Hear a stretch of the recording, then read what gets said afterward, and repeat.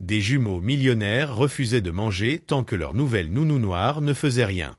Leur père, récemment veuf, avait épousé cette femme. « Cette personne ne touchera pas à la nourriture de mes petits-enfants », hurla la voix stridente de Vivien Blackwood, résonnant dans le manoir de 3 millions de dollars. Elle pointa un doigt parfaitement manucuré vers Camilla. « Regarde-la, Thomas. Penses-tu vraiment que quelqu'un comme elle sait comment prendre soin des enfants de notre lignée ?» Camilla, debout à l'entrée de la cuisine en marbre italien, serrait son sac à main avec dignité. À 28 ans, diplômée avec mention de l'Université d'Atlanta en soins infirmiers pédiatriques, elle avait déjà été témoin de préjugés, mais jamais de manière aussi flagrante qu'aujourd'hui. Thomas Blackwood, veuf depuis 8 mois, hésitait entre sa belle-mère et la nounou qu'il venait d'engager. Ses jumeaux de 5 ans, Lily et James, refusaient encore de manger, perdant dangereusement du poids depuis la mort de leur mère. 3 nounous précédentes, toutes blanches et convenables, selon Vivien, avaient échoué. « Maman, s'il te plaît » tenta Thomas, mais il fut aussitôt interrompu. « Ne me dis pas ça, Thomas. Tu as embauché cette jeune femme sans même me consulter. Ces gens ont des méthodes étranges, des aliments exotiques qui pourraient nuire aux enfants. Et si elle apportait des maladies ? Et si je pouvais vraiment aider vos petits-enfants ? Intervint Camilla d'une voix douce, contrastant avec l'hystérie de Vivien. Parce que jusqu'à présent, d'après ce que je vois, ils dépérissent sous les bons soins que vous appréciez tant. Le silence qui suivit fut saisissant. Vivien pâlit devant l'audace de la réponse, tandis que Thomas haussait un sourcil, surpris par la fermeté de la jeune femme. À l'étage, les pleurs constants des jumeaux se poursuivaient, devenus la bande-son de la maison depuis les funérailles. Camilla avait grandi fille unique d'une mère célibataire dans la banlieue d'Atlanta. Elle travaillait depuis l'âge de 14 ans pour financer ses études, se spécialisant dans les traumatismes de l'enfance après avoir perdu son propre père à 6 ans. Elle savait reconnaître les enfants endeuillés et elle savait comment les aider. Mais elle savait aussi qu'elle entrait en territoire hostile. « Puis-je au moins essayer ?» demanda-t-elle directement à Thomas, ignorant Vivien. « 3 jours. Si dans 3 jours je n'arrive pas à leur faire manger un repas complet, je partirai sans causer de problème. » Vivien renifla d'indignation. « Thomas, tu ne peux pas sérieusement envisager cela. »« 3 jours, » accepta Thomas en tendant la main à Camilla. « Mais à une condition, ma belle-mère surveillera tout. » Camilla lui serra la main, sentant la rugosité de ses ongles rongés, signe de stress. Elle répondit calmement, « Eh bien, parfait. Elle pourra apprendre une chose ou deux au passage. » À ce moment-là, tandis que Vivien s'étouffait d'indignation et que Thomas la regardait avec un mélange d'espoir et de scepticisme, Camilla gardait une expression sereine. Ce qu'ils ignoraient, c'est qu'elle avait déjà mené des recherches approfondies sur la famille Blackwood, qu'elle connaissait les détails du traumatisme des enfants et qu'elle avait un plan allant bien au-delà du simple fait de les nourrir. Si cette histoire de dépassement de l'adversité et des préjugés vous touche, sachez que ce qui s'est passé au cours des 3 jours suivants allait bouleverser à jamais la dynamique du manoir et révéler des vérités que la famille Blackwood aurait préféré garder cachées. Dans les 15 premières minutes après son arrivée, Camilla avait déjà mentalement catalogué les signes de négligence émotionnelle que les précédentes nounous avaient ignorés. Lily se cachait sous l'escalier avec une couverture sale, visiblement non lavée depuis des semaines. James restait enfermé dans sa chambre, construisant et détruisant des tours de blocs, un comportement classique d'un enfant vivant un traumatisme d'abandon. « Regardez-la » lança dramatiquement Vivien en pointant Camilla, qui s'était agenouillée pour parler à Lily à hauteur de regard. « Cette personne salit mon tapis persan à 15 000 $. Thomas la vit parler doucement à sa fille, qui, pour la première fois depuis des mois, avait cessé de pleurer. « Elle semble établir un lien avec les enfants, » murmura-t-il. « Maman se connecte. » Vivien renifla. Ces personnes ont toujours été douées pour la cuisine, le ménage, le jardinage. Mais prendre soin des enfants de notre classe sociale? C'est complètement différent. Lily et James ont besoin de raffinement, d'une bonne éducation, pas de ces influences. Camilla fit semblant de ne pas entendre tandis que Lily lui murmurait « Grand-mère ne t'aime pas. Elle n'aimait pas la dernière nounou parce qu'elle était trop jeune, ni celle d'avant parce qu'elle était trop petite. Et maintenant, elle ne t'aime pas parce que tu es noir. » Camilla répondit naturellement, sans gêne, « Et toi, qu'en penses-tu » Lily l'étudia de ses grands yeux curieux. Maman disait toujours que les gens de différentes couleurs rendent le monde plus beau, comme un arc-en-ciel. Thomas sentit une douleur lui serrer la poitrine. Isabella, sa défunte épouse, disait cela aussi, une vérité qu'il avait oubliée depuis le deuil. Vivien, qui écoutait, pâlit. Thomas, tu ne peux pas la laisser mettre ses idées dans la tête des enfants. Ils vont grandir en y croyant. En croyant quoi, exactement? L'interrompit Thomas, confrontant sa belle-mère pour la première fois. Que des personnes différentes méritent le respect. Pendant que la dispute s'intensifiait, Camilla profita du moment pour s'approcher de James, descendu à cause des voix. Il était visiblement mal nourri, avec des cernes et des mains tremblantes, des signes qu'elle reconnaissait immédiatement grâce à son expérience à l'hôpital pour enfants d'Atlanta. « James, dit-elle doucement, quand as-tu dormi toute la nuit pour la dernière fois ?»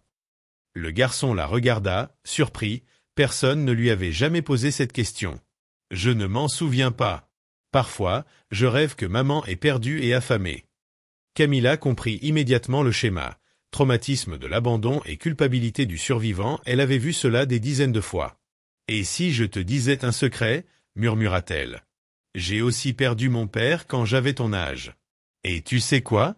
On ne se sent jamais vraiment perdu quand on garde les gens qu'on aime dans notre cœur. » James la regarda avec une intensité qui fit comprendre à Camilla qu'elle avait touché juste. « Elle est là depuis moins d'une heure et elle fait déjà un lavage de cerveau aux enfants, » s'écria Vivien, ravi d'avoir une nouvelle raison de se plaindre. « C'est ce dont je parlais. Ils ont leur propre méthode, Thomas. Des méthodes qui ne conviennent pas à notre famille. »« Des méthodes ?» répondit Thomas, incrédule. « Tu veux dire leur parler comme à des êtres humains ?» Vivien rougit. « Ne me fais pas ce sarcasme. Tu sais de quoi je parle. Ces gens viennent de milieux violents, ils ne comprennent pas l'éducation des enfants de notre rang. » À ce moment-là, Camilla prit une décision. Elle se leva calmement, s'essuya les mains et se dirigea vers Vivien. « Madame Blackwood, dit-elle d'une voix calme et professionnelle, vous avez raison sur un point. J'ai grandi dans un environnement différent du vôtre. » Vivien sourit, croyant avoir gagné. Mais Camilla poursuivit, « J'ai grandi avec une mère qui travaillait 3 emplois pour m'envoyer à l'école. J'ai étudié grâce à une bourse d'excellence. J'ai appris que les enfants traumatisés ont besoin de compassion, pas de jugement. Et j'ai découvert que la couleur de ma peau n'a jamais influencé ma capacité à prendre soin d'un enfant. » Le silence fut assourdissant. Thomas la regardait avec admiration, mais aussi avec honte pour l'attitude de sa belle-mère. « Infirmière ?» demanda-t-il. « Vous êtes infirmière diplômée ?»« Infirmière pédiatrique spécialisée dans les traumatismes infantiles », confirma Camilla. « J'ai travaillé 8 ans à l'hôpital pour enfants d'Atlanta avant de venir ici. Vos enfants souffrent de dépression réactive et de troubles de stress post-traumatique. Rien qui ne puisse être traité avec patience et un protocole adapté. » Vivien pâlit. Elle avait passé les 15 dernières minutes à insulter une professionnelle de santé qualifiée uniquement en raison de ses préjugés. « Mais, vous avez postulé comme nounou, » balbutia-t-elle. « Parce que parfois, » répondit Camilla, avec un sourire qui n'atteignait pas ses yeux, « nous devons être là où l'univers a besoin de nous. Et quelque chose me dit que ces enfants ont besoin de bien plus qu'une simple nounou. » À cet instant, alors que Vivien était désarmé et que Thomas la regardait avec un mélange de respect et de curiosité, Camilla savait qu'elle avait planté la première graine de sa mission. Ce qu'ils ignoraient encore, c'est que son arrivée dans cette maison n'était pas un hasard. Et que son lien avec les Blackwood était bien plus profond qu'ils ne pouvaient l'imaginer. Chaque insulte de Vivien ne faisait que nourrir en Camilla une force tranquille, une détermination forgée par des années d'injustice, qui l'avait préparée à ce moment exact où elle allait prouver que sous-estimer quelqu'un à cause de sa couleur de peau était leur plus grande erreur. Penser que la couleur de sa peau serait la plus grosse erreur que les Blackwood aient jamais commise. Au cours des 3 jours suivants, quelque chose d'extraordinaire commença à se produire au manoir Blackwood. Pour la première fois en 8 mois, Lily et James ne se contentèrent pas de manger des repas complets, ils en redemandèrent.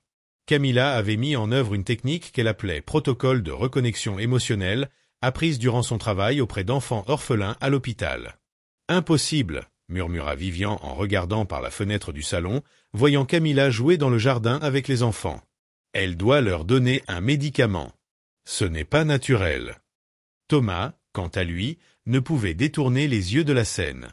Cela faisait des mois qu'il n'avait pas vu ses enfants rire ainsi.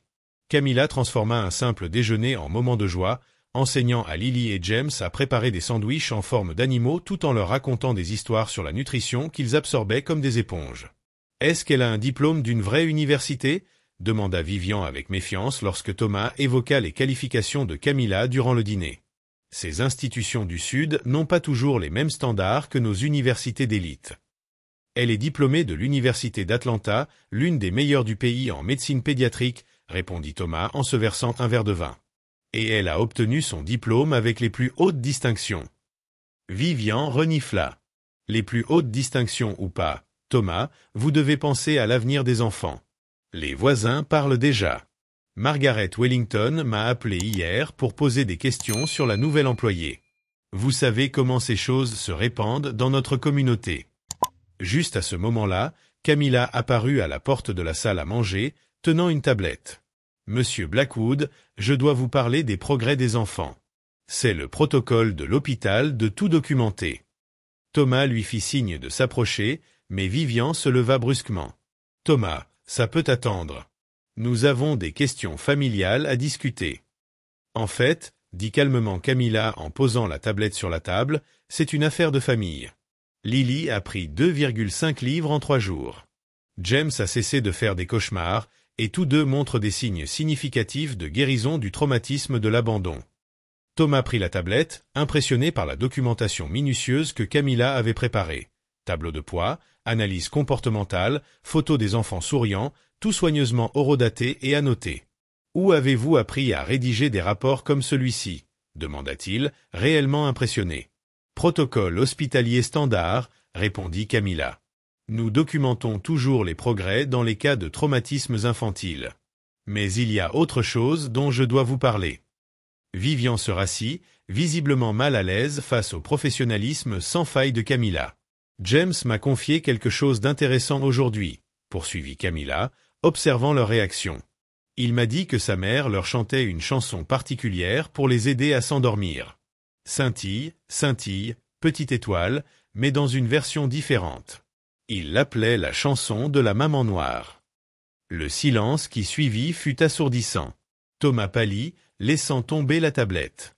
Vivian se figea. « Je ne comprends pas, » balbutia Thomas. « Les enfants ont parfois des souvenirs que les adultes préféreraient oublier, » répondit doucement Camilla. James a aussi mentionné que sa mère avait une amie spéciale qui leur chantait des chansons quand elle était très malade. À ce moment-là, le téléphone de Camilla vibra. C'était l'appel qu'elle attendait depuis son arrivée en ville. « Excusez-moi, » dit-elle en regardant l'écran. « Je dois prendre cet appel.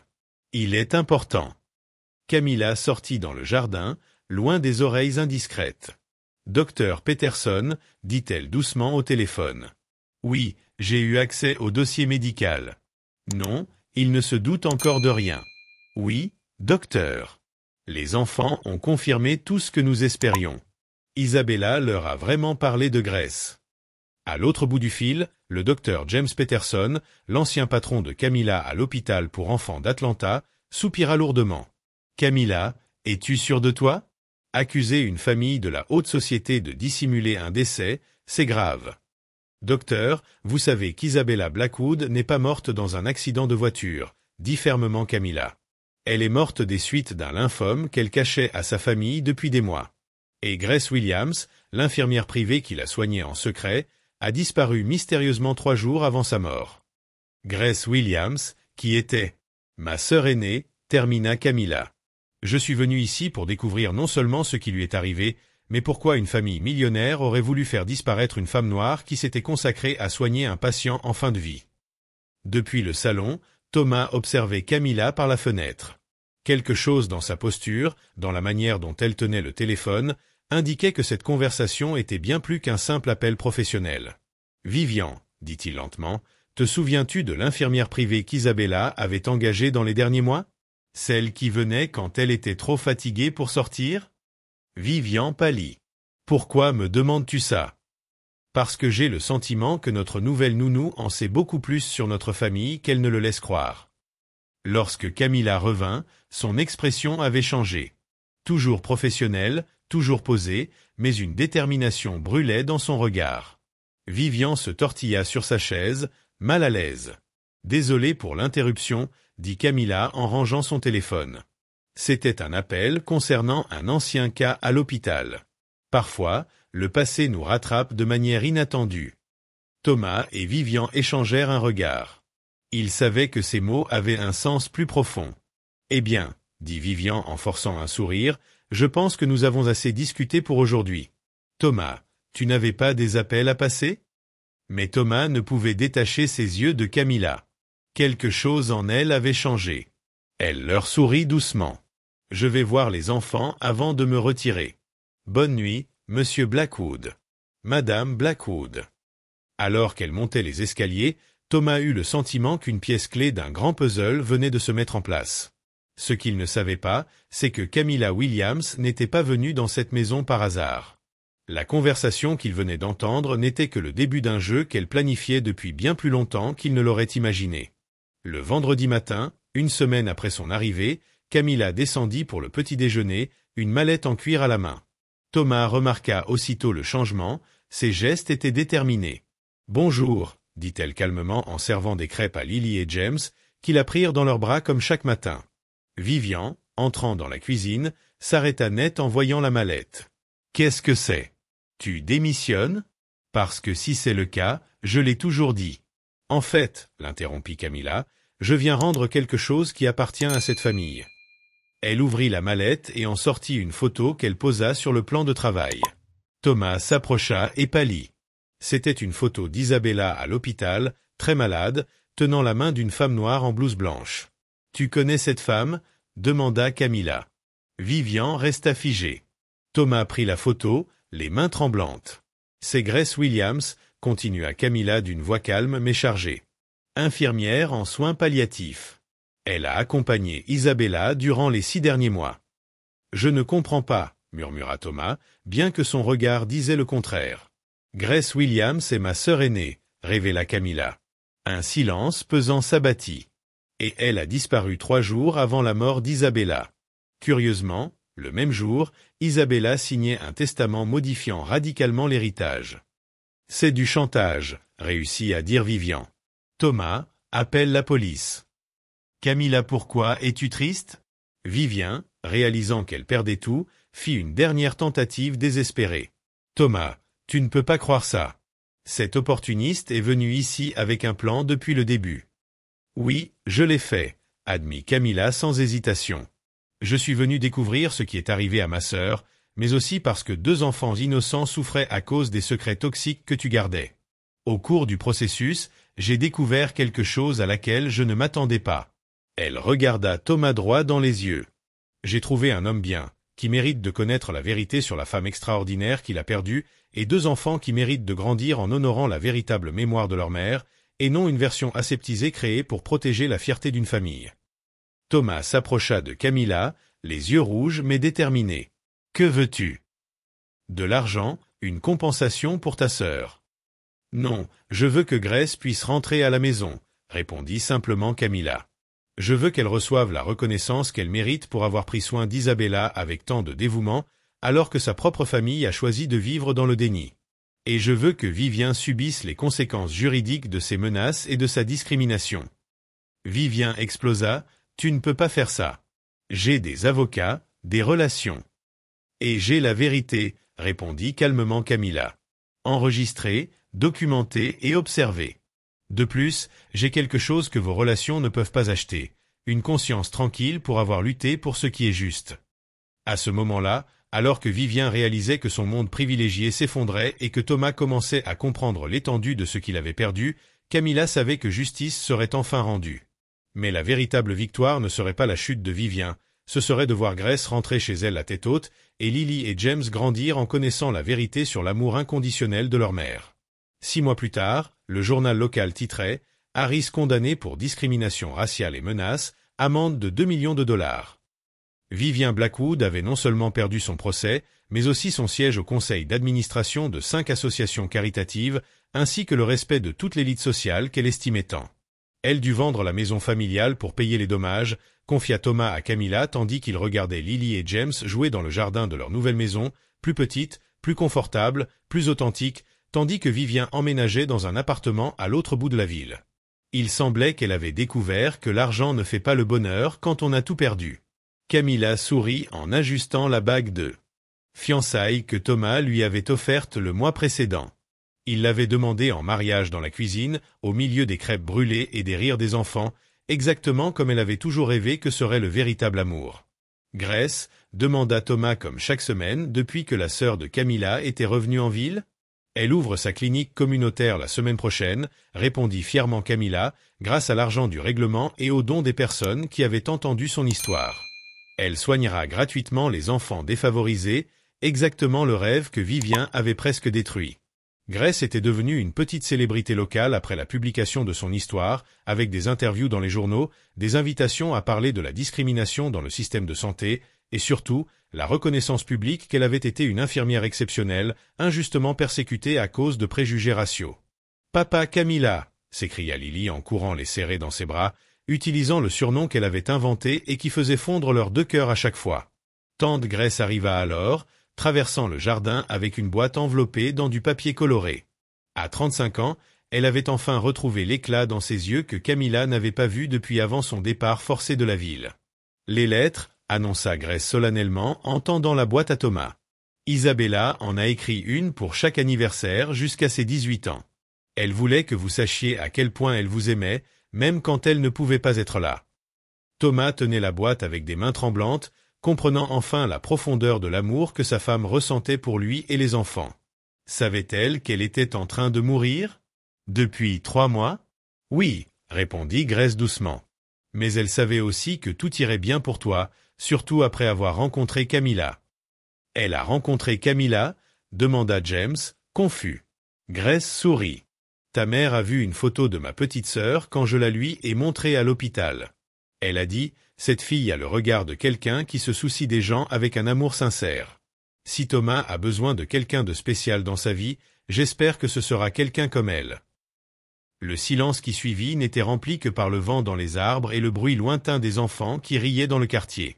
Alors, maman le savait, murmura Sophia. Les mamans savent toujours, répondit Camilla en serrant les 2 enfants dans ses bras. Et elle a bien choisi. Elle a choisi que tu grandisses entouré de beaucoup d'amour. 3 jours plus tard, lors de l'inauguration de la clinique Grace Williams pour les soins pédiatriques communautaires, une foule s'était rassemblée pour soutenir la nouvelle entrepreneur. Thomas fut le premier donateur officiel, contribuant à hauteur de $100 000 de sa propre poche. « C'est le moins que je puisse faire », déclara-t-il au micro lors de la cérémonie, pour réparer les erreurs du passé et soutenir un avenir où aucun professionnel compétent ne sera jugé sur la couleur de sa peau plutôt que sur ses qualifications. De l'autre côté de la ville, Vivien regardait la diffusion en direct sur son téléphone portable depuis son petit appartement de 2 chambres. Seule, moralement et financièrement ruinée, elle comprit enfin que les préjugés lui avaient coûté bien plus que sa fortune. Ils lui avaient coûté sa famille.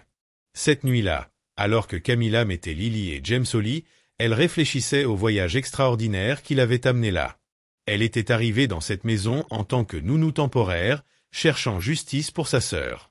Elle était désormais sur le point de devenir épouse et mère adoptive, et avait contribué à construire quelque chose de bien plus grand. « Est-ce que tu regrettes quelque chose ?» demanda Thomas lorsqu'elle descendit. « J'ai attendu si longtemps pour venir ici, » répondit Camilla sans hésitation. Grace a souffert 2 années inutiles parce que j'ai mis trop de temps à rassembler le courage d'enquêter sur ce qui s'est réellement passé. Et je regrette qu'il m'ait fallu si longtemps pour réaliser que la femme la plus extraordinaire que j'ai jamais rencontrée était juste devant moi, déclara Thomas en la prenant dans ses bras. En fin de compte, Vivien Blackwood avait essayé d'utiliser le privilège et les préjugés pour faire taire une femme noire talentueuse.